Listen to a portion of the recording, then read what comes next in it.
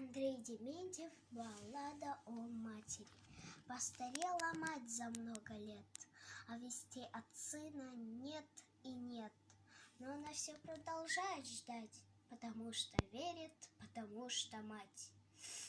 И на что надеется она? Много лет, как кончилась война, много лет, как все пришли назад. Кроме мертвых, что в земле лежат, сколько их в то дальнее село, мальчиков безусых не пришло. Раз в село прислали по весне фильм документальный о войне.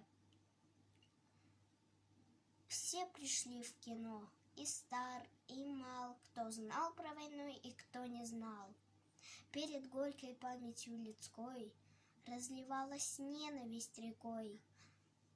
Трудно было это вспоминать.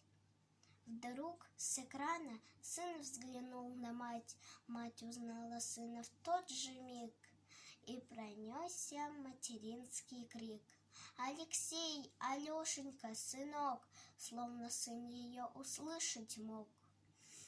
Он рванулся из траншеи в бой. Стала мать прикрыть его собой. Все боялась, вдруг упадет. «Алексей!» — кричали земляки. «Алексей!» — просили. «Да беги!»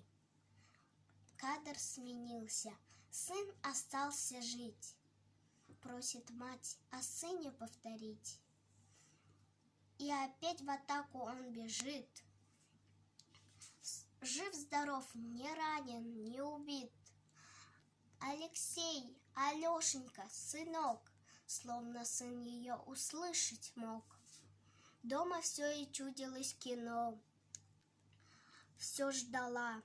Вот-вот сейчас в окно посреди тревожной тишины постучит сын ее с войны.